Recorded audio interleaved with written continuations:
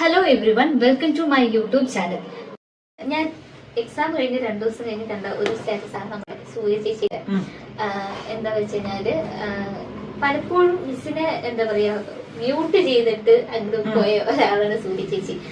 എന്താ പറയാ കുറെ ട്രൈ ചെയ്തിട്ടും വീണ്ടും വീണ്ടും കിട്ടാതാകുമ്പോൾ ഒരു ഭയങ്കര നിരാശയായിരിക്കും, വിട്ടിട്ട് പോകാനുള്ളൊരു ടെൻഡൻസി ആയിരിക്കും. പക്ഷെ നമ്മൾ നല്ല പിള്ളേരെ പിടിച്ചിരിക്കുന്ന എന്തോ ഒരു മാജിക് മിസ്സിന്റെ വാക്കുകൾ ഉണ്ടെന്ന് തോന്നിയിട്ടുണ്ട്. എന്താണ് ഇട്ടിട്ട് പോണവരോട് മിസ്സിന് പറയാനുള്ളത്? സത്യത്തില് സൂര്യക്ക് കഴിഞ്ഞ മാസം തന്നെ സൂര്യ എനിക്ക് അയച്ച മെസ്സേജ് ആയിരുന്നു അത്.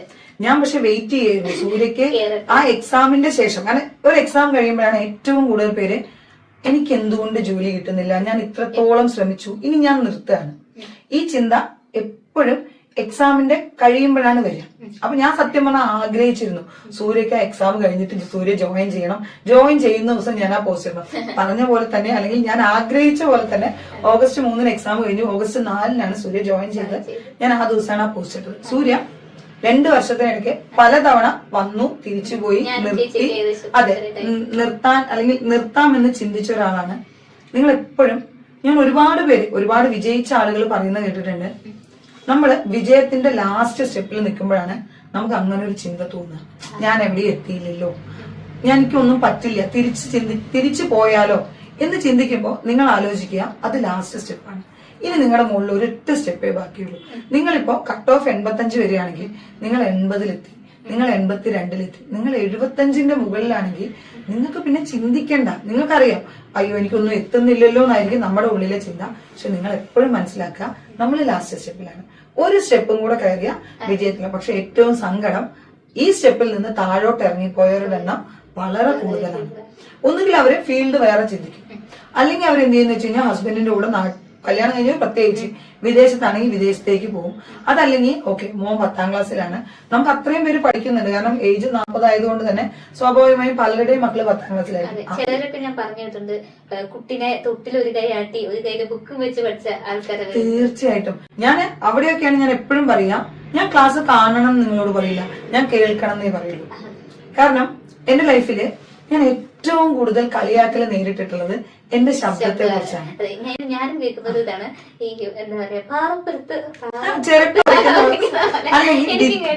ഡിജിറ്റൽ ഡോൾബി വോയിസ്, അതിന്റെയൊക്കെ വളരെ മനോഹരമായ ശബ്ദമാണ്.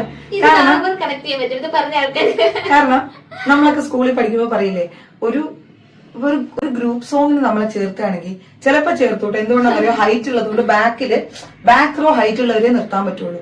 ഹൈറ്റ് ഉള്ളതുകൊണ്ട് നിർത്തും. പക്ഷെ ടീച്ചർ പ്രത്യേകം പറയും ചുണ്ടനക്കിയാൽ മതി, ശബ്ദം പുറത്തു വരുന്നത്.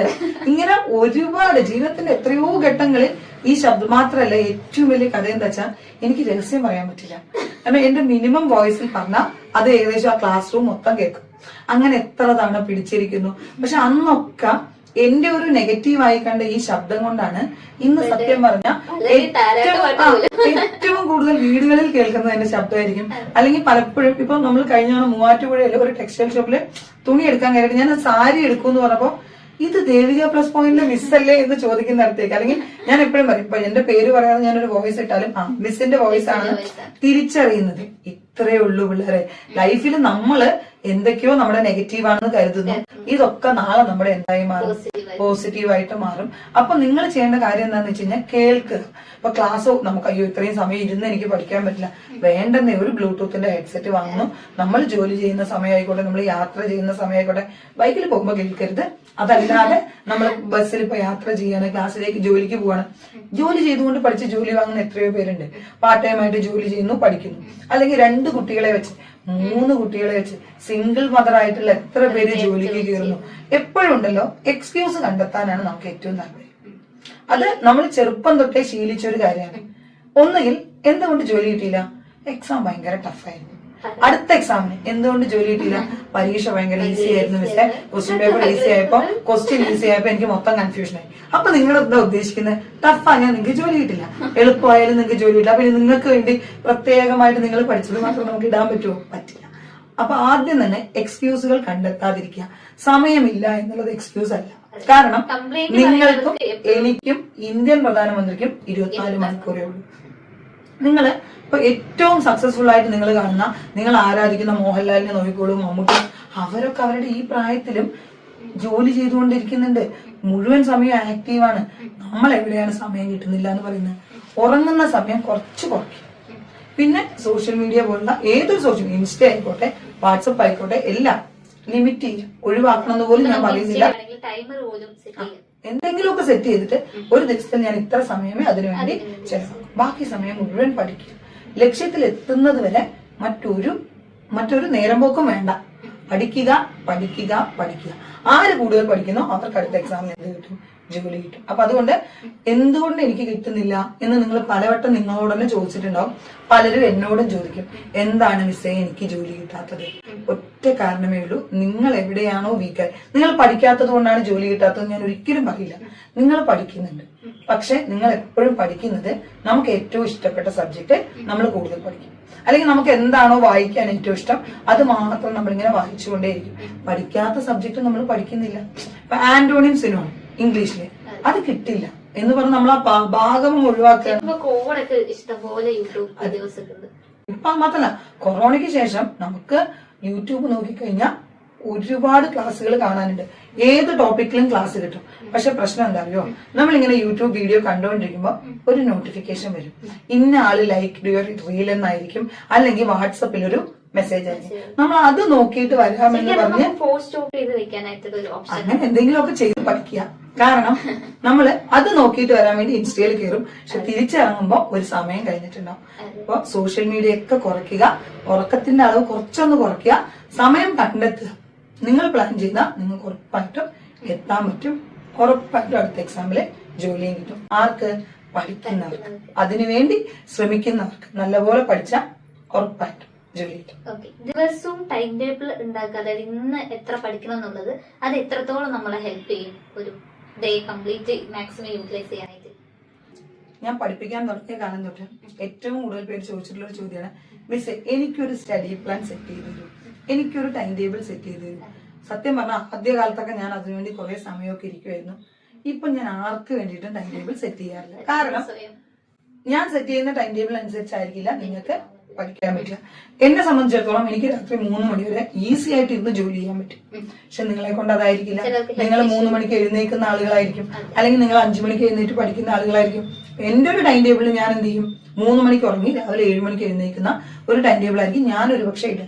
അത് നമുക്ക് നടക്കും. മാത്രമല്ല, നിങ്ങളുടെ വീക്ക് പോയിന്റ് എന്താണെന്ന് എന്നെക്കാൾ നന്നായിട്ട് ആർക്കറിയാം? നിങ്ങൾക്ക്. ഞാൻ എപ്പോഴും പറയുന്ന 2 കാര്യങ്ങളേ ഉള്ളൂ. നമുക്ക് എത്ര സമയം കണ്ടെത്താൻ പറ്റുമെന്ന് നമ്മൾ ആദ്യം ചിന്തിക്കുക. എന്നിട്ട് ഏറ്റവും ആദ്യം ടഫായ സബ്ജക്ട് പഠിക്കുക. ആദ്യം നമ്മൾ ഫ്രഷ് ആയിട്ടാണല്ലോ ഇരിക്കുക. അപ്പൊ നമ്മൾ ടഫായ സബ്ജക്റ്റുകൾ എടുത്ത് പഠിക്കുന്നു. ബോറടിച്ച് തുടങ്ങി അല്ലെങ്കിൽ ഓക്കെ എന്ന് വരുമ്പോൾ നമുക്ക് ഏറ്റവും ഫേവറേറ്റ് ആയിട്ട് വായിച്ചാലും നമുക്ക് മടുക്കാത്ത കുറെ വിഷയങ്ങൾ ഉണ്ടാവും. അത് ഇപ്പൊ എനിക്ക് അക്കൗണ്ടൻസി ആണെങ്കിൽ അതിന് വേറൊരു സബ്ജക്ട് ആയിരിക്കും. ആ സബ്ജക്റ്റിലോട്ട് മാറുക. മാത്സ് എപ്പോഴും ചെയ്ത് പഠിക്കും.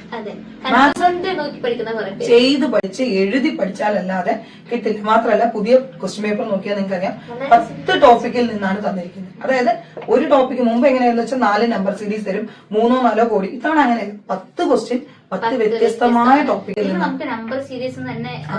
ഒന്നിലധികം ചോദ്യങ്ങൾ വരും. ഇപ്പൊ ഒറ്റ ചോദ്യം. അതായത് നമ്മൾ മനസ്സിലാക്കണം, ആ തന്ന സിലബസിലെ ഓരോ ടോപ്പിക്കായിട്ട് ചെയ്ത് പഠിക്കണം. അടുത്തത് GK. പഠിച്ചാൽ കിട്ടില്ല എന്ന് നിങ്ങളോട് ആരും പറഞ്ഞിട്ടില്ല. നിങ്ങൾക്ക് കിട്ടാത്തത് നിങ്ങൾ പഠിക്കാത്തത് കൊണ്ടാണ്. അപ്പൊ ഉള്ള ടോപ്പിക്കുകൾ പഠിക്കുക. ഒരു ടോപ്പിക്കെങ്കിൽ ഒരു ടോപ്പിക് നന്നായിട്ട് കവർ ചെയ്യുക. അങ്ങനെ GK പഠിക്കുക. ഓരോ സബ്ജക്റ്റും അങ്ങനെ പ്ലാൻ ചെയ്ത് വെച്ച് പഠിക്കുക. ഏറ്റവും ചുരുങ്ങിയത് ഒരു ദിവസം ഒരു 1-ലധികം അല്ലെങ്കിൽ ഒരു 2-3 സബ്ജക്റ്റെങ്കിലും ഒരു ദിവസം എന്ത് ചെയ്യണം, പഠിച്ചു പോകും. അല്ലാതെ ഇന്ന് മുഴുവൻ ഞാൻ ലോ പഠിക്കും, നാളെ മുഴുവൻ കോർപ്പറേഷൻ പഠിക്കും, അങ്ങനെ ചെയ്യാതെ. കാരണം ഇതിന്റെ കുഴപ്പം എന്താന്ന് പറഞ്ഞാൽ, ഇന്ന് മുഴുവൻ ലോ പഠിച്ചാൽ പിന്നെ ഇത് റിവിഷൻ വരുന്നത് ഒരാഴ്ച കഴിഞ്ഞിട്ടാണ്. അപ്പൊ നമ്മള് മറന്നുപോകും. അപ്പൊ അതുകൊണ്ട് ഇന്ന് ലോ പഠിച്ചാൽ നാളെ ഇത് റിവിഷൻ ചെയ്യാനും കൂടി ഓർക്കും. ഇപ്പൊ ഞാൻ സൂര്യ ചേച്ചിയുടെ കാര്യം പറഞ്ഞപ്പോ സൂര്യ ചേച്ചി പറഞ്ഞിട്ടുണ്ടായിരുന്നു, ഒരു എക്സാം കഴിഞ്ഞ് ഇറങ്ങിയ സമയത്ത് റിവിഷൻ ക്ലാസ്സിൽ നിന്ന് മിസ്സിന്റെ റിവിഷൻ ക്ലാസ്സിൽ നിന്ന് വന്ന ക്വസ്റ്റ്യൻസ് ആണ് അത്. അങ്ങനെ കേട്ട് ഏതാണ് ഈ മിസ് എന്ന് അന്വേഷിച്ചാണ് മിസ്സിലേക്ക് എത്തിയെന്നുള്ളത്. ഈ റിവിഷൻ ക്ലാസ്സിൽ നമ്മൾ വിചാരിക്കും, ഈ എക്സാമിൽ എഴുതുന്ന സമയത്ത് ഞാനും കണ്ടിട്ടുണ്ട്, ഈ ക്വസ്റ്റ്യൻസ് ഒക്കെ ഞാൻ വായിച്ചിട്ടുണ്ട്, പലതവണയും വായിച്ചിട്ടുണ്ട്. പക്ഷെ അവരെത്തിയപ്പോൾ ഇതാണോ എന്നുള്ള കൺഫ്യൂഷനാണ്. കറക്റ്റ് ആ എക്സാം സമയത്ത് അതിലൂടെ ഒന്ന് ഓടിച്ചു പോകുക എന്നുള്ളത് നമ്മുടെ സക്സസിന് വളരെയധികം ഇമ്പോർട്ടന്റ് ആയിട്ടുള്ള ഒരു കാര്യമാണ്. അപ്പൊ മിസ്സിന് എങ്ങനെയാണ് ഈ റിവിഷൻ ടോപ്പിക് കറക്റ്റ് ആയിട്ട് ഇത് ഇവിടെ നിന്നൊക്കെ വരും എന്നുള്ളത് മനസ്സിലായത്? അനുഭവം കൊണ്ടായിരിക്കാം. കാരണം കുറെ കാലമായി എക്സാമുകൾക്ക് വേണ്ടി പ്രിപ്പയർ ചെയ്യുകയും എഴുതുകയും ഒക്കെ ചെയ്യുന്നത്. പക്ഷെ ഇവിടുന്ന് ജോലി കിട്ടി ആരോട് ചോദിച്ചാലും അവരൊക്കെ പറയുന്ന ഒരു കാര്യം, റിവിഷൻ ക്ലാസ് അല്ലെങ്കിൽ ലാസ്റ്റ് ദിവസം എക്സാമിന്റെ 2 ദിവസം മുന്നേ എന്ത് പറഞ്ഞു കൊടുത്താലും അത് വരും. സത്യത്തില് അത് എന്റെ കഴിവായിട്ട് ഞാൻ ഇപ്പോഴും കാണുന്നില്ല. ഞാൻ വിചാരിക്കുന്നത് ദൈവം എന്റെ കൂടെ നിൽക്കുന്നത് കൊണ്ടാണ്. ഇത് മുന്നേ, അതായത് ഇപ്പൊ ഞാൻ ദേവിക പ്ലസ് പോയിന്റ് തുടങ്ങുന്നതിന് മുന്നേ ഞാൻ പഠിപ്പിച്ച സ്ഥാപനത്തിലെ ആണെങ്കിലും ജോലി കിട്ടുന്ന കുട്ടികൾ പറയുമായിരുന്നു, മിസ്സാ ലാസ്റ്റ് ദിവസം ഡെസ്കിന്റെ മുകളിൽ കയറിയിരുന്ന് എന്ത് പറഞ്ഞു തന്നാലും അതെല്ലാം വരും. ഇത്തവണയും അങ്ങനെയാണ് അനുഭവം. എല്ലാ തവണയും അങ്ങനെ ആവുമെന്നൊന്നും പറയാൻ പറ്റില്ല, കാരണം ക്വസ്റ്റ്യൻ പേപ്പർ ഇടുന്നത് ഞാനല്ല. പക്ഷെ എങ്കിലും ഉണ്ടല്ലോ, ഇപ്പൊ നമ്മുടെ ഒരു എക്സ്പീരിയൻസിന് നമുക്കറിയാം ഇന്നതെല്ലാം ഇമ്പോർട്ടന്റ് ആണ്. ഇത്തവണയൊക്കെ ലോയില് 15-ൽ ഒരു 13-ഓ 14-ഓ ക്വസ്റ്റ്യൻ നമ്മളെ ലാസ്റ്റ് മിനിറ്റിൽ പറഞ്ഞ കാര്യങ്ങളായിരുന്നു. പക്ഷെ അത് എന്തുകൊണ്ടെന്ന് ചോദിച്ചാൽ, സത്യം പറഞ്ഞാൽ ഞാൻ എപ്പോഴും വിചാരിക്കും ഞാൻ എടുക്കുന്ന ഹാർഡ് വർക്ക് ദൈവം കാണുന്നുണ്ട്, എന്തെങ്കിലുമൊക്കെ തിരിച്ചു കൊടുക്കണ്ടേന്ന് പറഞ്ഞ് തരുന്നതായിരിക്കാം. പിന്നെ ഏറ്റവും കൂടുതൽ നമ്മുടെ അനുഭവം, നമ്മൾ ഏറ്റവും കൂടുതൽ വർക്ക്ഔട്ട് ചെയ്തിട്ടുള്ള ക്വസ്റ്റ്യൻ പേപ്പറിൽ. ഇപ്പൊ നിങ്ങൾ ഇരുന്ന് ചെയ്യുന്നത് പോലെ തന്നെ ഞാനൊരു ക്വസ്റ്റ്യൻ പേപ്പർ ഇടുമ്പോൾ ഇത് മുഴുവൻ നോക്കും, ഏതൊക്കെ ഭാഗത്തു നിന്നാണ് ചോദ്യം വന്നിരിക്കുന്നത്, ഏതൊക്കെ ഭാഗത്തുനിന്ന് ചോദ്യം വരാൻ സാധ്യതയുണ്ട്. അത് അത്രയേ ഉള്ളൂ.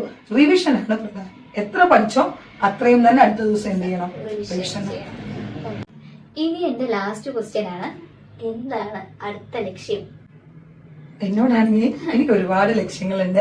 പലപ്പോഴും പലരും പറയുന്ന കേട്ടിട്ടുണ്ട്, പ്രത്യേകിച്ച് നമ്മൾ പഠിക്കുന്ന കുട്ടികൾ, പഠിക്കുക, ജോലി കിട്ടുക, അതോടുകൂടി പഠനമൊക്കെ അവസാനിപ്പിച്ച് ഒരു ഭാഗത്തിരിക്കുക. സത്യത്തിൽ എന്റെ ലൈഫിൽ എനിക്ക് അങ്ങനെ ഒരു പ്ലാനേ ഇല്ല.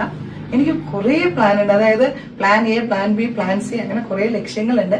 അതിൽ ഏറ്റവും പ്രധാനപ്പെട്ട ലക്ഷ്യം എന്റെ അടുത്തുനിന്ന് വരുന്ന കുട്ടികൾക്ക് എല്ലാവർക്കും ജോലി. അതാണ് എന്റെ ഏറ്റവും പ്രധാനപ്പെട്ട ലക്ഷ്യം. കാരണം ഞാൻ എപ്പോഴും ഇങ്ങനെ ഓരോരുത്തർ യാത്ര ചെയ്ത് വരുമ്പോഴേ, നമ്മളിപ്പോ നിലമ്പൂർ അർബൻ ബാങ്ക് കണ്ടാ പറയും, അതെ ഇവിടെയുള്ള 3-4 പിള്ളേർ എന്റെ ആട്ടോ, ഇവിടെ എനിക്ക് അലിഷയുണ്ട്, ഇവിടെ എനിക്ക് സിബിലയുണ്ട്, ഇവിടെ എനിക്ക് വന്ദനയുണ്ട്, നമ്മളിങ്ങനെ പറയും. ഇതുപോലെ കേരളത്തിലെ എല്ലാ കോപ്പറേറ്റീവ് ബാങ്കിന്റെ അടുത്ത് എത്തുമ്പോഴും എനിക്ക് പറയാൻ കഴിയണം. കാരണം ഇപ്പൊ കാസർഗോഡ് പോയി കഴിഞ്ഞാൽ എനിക്കറിയില്ല എന്തുകൊണ്ടാണെന്നറിയില്ല, കാസർഗോഡാണ് നമുക്ക് ഏറ്റവും കൂടുതൽ വിജയികളുള്ളത്. ഒരു പക്ഷെ കാസർഗോഡുകാർക്ക് വരുന്നവർക്ക് കാസർഗോഡിലൊരു കോമഡി എന്ന് വെച്ച് കഴിഞ്ഞാല് മിസ് പറയും, കെട്ടാൻ വേണ്ടി വരുന്നതാണ്. നല്ല ലക്ഷ്യബോധമുള്ള കുട്ടികളെ ഞാൻ കാസർഗോഡ് കണ്ടിട്ടില്ല. വരുന്നു, പഠിക്കുന്നു, കല്യാണം കഴിക്കുന്നു, പോകുന്നു, ജോലി കിട്ടും. അവ പറയും, മിസ് ജോലി കിട്ടുവാണെങ്കിൽ ഒരു കല്യാണം കഴിക്കാം. ഓക്കെ, അവര് ജോലി കിട്ടിയിട്ട്, പക്ഷെ അതൊരു കാര്യം എന്താന്ന് വെച്ചാൽ ജോലി കിട്ടിയിട്ടേ അവർ കല്യാണം കഴിക്കുന്നുള്ളൂ എന്നുള്ളതാണ്. അവരെ ഒരിക്കലും അത് ബാധിക്കുന്നില്ല. അങ്ങനെ കാസർഗോഡ് നിന്നാണ് നമുക്ക് ഏറ്റവും കൂടുതൽ കുട്ടികളുള്ളത്. ഇങ്ങനെ 14 ജില്ലയിലും എല്ലാ ബാങ്കിലും എന്റെ കുട്ടികളുള്ള ഒരു കാലം. അതാണ് സത്യത്തിൽ എന്റെ ഏറ്റവും വലിയ സ്വപ്നം. ആ സ്വപ്നത്തിലേക്ക് ഞാൻ ഒറ്റയ്ക്ക് പോയാൽ എത്തൂല, കൂടെയുള്ളവരും കൂടെ അതിനനുസരിച്ച് പരിശ്രമിക്കണം. ഇപ്പൊ നമ്മൾ അതിന്റെ ശ്രമത്തിലാണ്. പഠിക്കുന്നുണ്ട്, എല്ലാവരും പഠിക്കും. ഞാൻ പറഞ്ഞേ, ഒരാളും ചിന്തിക്കേണ്ട ഞാൻ പഠിക്കാത്തത് കൊണ്ടാണ് ജോലി കിട്ടാത്തതെന്ന് ആരും നിരാശപ്പെടേണ്ട. കാരണം ഇപ്പൊ അനു ആണെങ്കിലും M.Com കഴിഞ്ഞതാണ്, പഠിക്കാതെ M.Com വരെ എത്താൻ കഴിയില്ല. അനു M.Com-ന്റെ ഇടയ്ക്ക് ലൈഫിൽ എത്രയോ എക്സാമുകൾ പാസ്സായ ഒരാളായിരിക്കും, എത്രയോ തവണ എത്രയോ പേരുടെ കയ്യിൽ നിന്ന് മിടുക്കിന്ന് കേട്ടിട്ടുള്ള ആളായിരിക്കും. ഇനി പാസ്സാവാനുള്ളത് ഒരു എക്സാമാണ്. പക്ഷെ ആ എക്സാമിന് വേണ്ടിയിട്ട് നമ്മൾ പഠിക്കേണ്ടതായ രീതിയിൽ എന്ത് ചെയ്യുക, പഠിക്കുക. ചിലപ്പോൾ നമ്മുടെ പഠന രീതിയുടെ പ്രശ്നമായിരിക്കും, ചിലപ്പോൾ നമ്മൾ ഫോക്കസ് ചെയ്യുന്ന ഏരിയ മാറിപ്പോയത് കൊണ്ടായിരിക്കും. ചിലരുണ്ട് ഭയങ്കര ഡീപ്പായിട്ടുള്ള കാര്യങ്ങളൊക്കെ അറിയും, പക്ഷെ ബേസ് ഒന്നും ചോദിച്ചു കഴിഞ്ഞാൽ തെറ്റിപ്പോകും. അതായത് ബേസ് കൺഫ്യൂഷൻ വരുന്ന ആളുകളുണ്ട്. നിങ്ങൾ എപ്പോഴും മനസ്സിലാക്കേണ്ട കാര്യം, ഇന്നും KCS ആക്ട് വന്ന വർഷവും ദിവസവും ചോദിക്കാറുണ്ട്. അത് എത്ര ക്വസ്റ്റ്യൻ പേപ്പറിൽ വേണമെങ്കിൽ നിങ്ങൾക്ക് കാണാൻ കഴിയും. അല്ലെങ്കിൽ നബാർഡ് റെക്കമെൻഡ് ചെയ്ത കമ്മിറ്റി എത്ര എക്സാമുകളിലായിട്ട്, അതായത് ബേസും പഠിക്കണം. അപ്പൊ നമ്മൾ എപ്പോഴും ക്വസ്റ്റ്യൻ പേപ്പർ ചെയ്യുമ്പോൾ നമുക്കത് അറിയും. അപ്പൊ നമ്മൾ ആ ഫൗണ്ടേഷൻ അങ്ങ് കറക്റ്റ് ആക്കുക. അതിന്റെ മുകളിൽ ഇങ്ങനെ നമ്മൾ എവിടെയൊക്കെയാണോ വീക്ക് ആ ഭാഗത്ത് ഫോക്കസ് ചെയ്യുക. ഇത്രയേ പറയാനുള്ളൂ. പഠനം പാതി വഴിയിൽ നിർത്തരുത്. എന്തായാലും നിങ്ങൾ ഇറങ്ങി തിരിച്ചു. നിങ്ങളോട് ഒരുപാട് പേര് ചോദിക്കുന്നുണ്ട്, ഇതുവരെ ജോലിയൊന്നും ആയില്ലേ, ഇതുവരെ ജോലിയൊന്നും ആയില്ലേ. അപ്പൊ അവരോട് നമുക്ക് പറയാൻ ഒരൊറ്റ ഉത്തരമേ പാടുള്ളൂ, എനിക്ക് ജോലി കിട്ടി. നിങ്ങൾ ഇപ്പൊ നിർത്തിപ്പോയി കഴിഞ്ഞാൽ നമ്മൾ അവരോട് എന്താ പറയാ, ഇല്ല കേട്ടോ ഞാൻ നിർത്തി. അങ്ങനെ പറയേണ്ട ഒരു അവസ്ഥ വരാനേ പാടില്ല. നമുക്ക് അവർക്കൊരു ഉത്തരം കൊടുക്കണമെങ്കിൽ നമ്മൾ എന്ത് ചെയ്യണം, വിജയിക്കണം. രണ്ടാമത്തെ കാര്യം, നിങ്ങൾക്ക് 40 വയസ്സ് വരെ ഇത് എഴുതാം. അതിനുശേഷം പിന്നെ നമ്മള് അയ്യോ അന്ന് പഠിക്കായിരുന്നു എന്ന് ചിന്തിച്ചിട്ട് കാര്യമില്ല. ഇതാണ് യഥാർത്ഥം. ഇന്ന് പഠിക്കുക. ഞാൻ പറഞ്ഞില്ലേ, ഞാൻ വൈകി പോയിട്ടുണ്ടെങ്കിൽ നിങ്ങൾ വൈകരുത്, നിങ്ങൾ നേരത്തെ ശ്രമിക്കുക. ഇന്നത്തെ ദിവസം ഓരോ ദിവസവും ഉറങ്ങുമ്പോ നിങ്ങൾക്ക് തോന്നണം ഓക്കെ ഇന്ന് ഞാൻ പഠിച്ചിട്ടുണ്ട്, അതെ, ഇന്ന് എനിക്ക് എന്ത് എന്റെ ലക്ഷ്യത്തിൽ ഇന്ന് എന്നെ കൊണ്ട് ചെയ്യാൻ പറ്റുന്ന 4 സ്റ്റെപ്പ് ഞാൻ വെച്ചിട്ടുണ്ട്. അത് മാത്രം ചിന്തിച്ചാൽ മതി.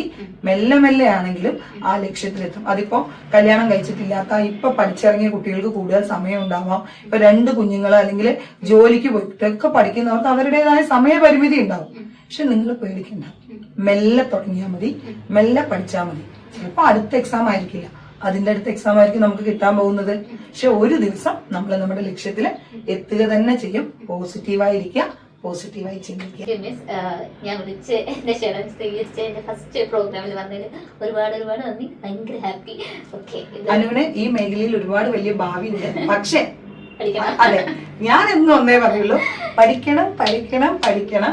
ഒരു ദിവസം എന്റെ പേജില് ഇതേപോലെ ഒരു സക്സസ് സ്റ്റോറി, ഇപ്പൊ സൂര്യയുടെ ആയാലും മറ്റാരുടെ ആയാലും ഇതുപോലൊരു സക്സസ് സ്റ്റോറി ആയിട്ട് ആര് വരണം? ഓക്കെ, അതിന് എന്താണോ എന്റെ ഭാഗത്തുനിന്ന് വേണ്ടത് ചെയ്തതിന് പഠിക്കുക. Okay, thank you. All the best.